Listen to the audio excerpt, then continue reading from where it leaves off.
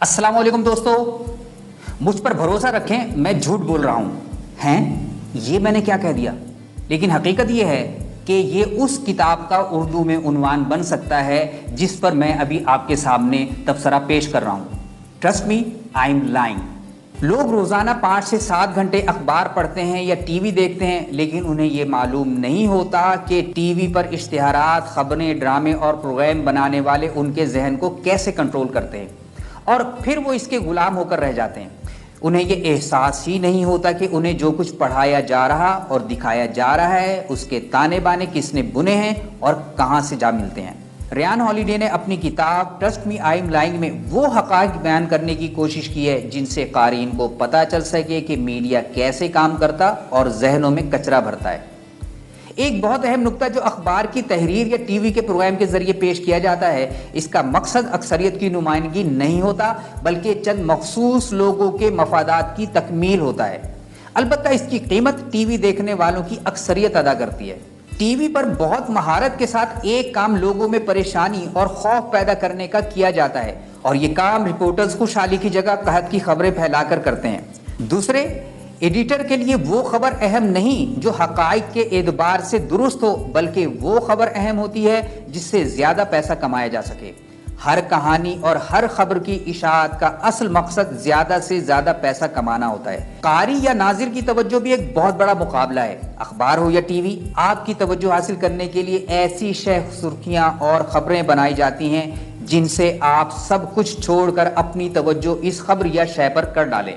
इसके लिए ऐसे गलत बल्कि बाज़ औक़ात मुखर्रब अखलाक अल्फाज भी इस्तेमाल किए जाते हैं जिनका मामले या मौज़ू की मुनासबत से कोई ताल्लुक नहीं बनता। खासकर इंटरनेट पर मौजूद खबरों की साइट्स ऐसे जुमलों का इस्तेमाल करती हैं जो अक्सर किसी भी शुस्ता और म्यारी सहाफ़त को ज़ेब नहीं देते।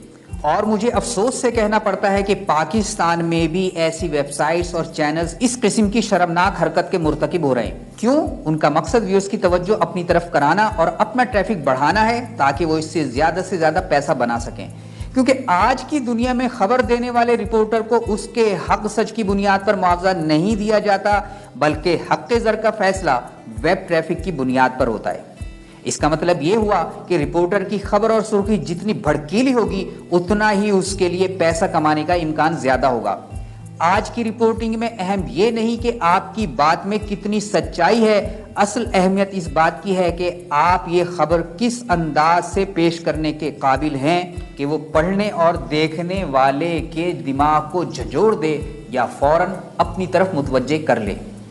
इसका मतलब है कि इस मालूमात को आप मार्केट करके अपने लिए गाहक तो ज्यादा पैदा कर सकते हैं, लेकिन इंसान की हैसियत से आपको जो मालूमात फराहम की जा रही हैं वो नाकाबिल एतबार और मशकूक है।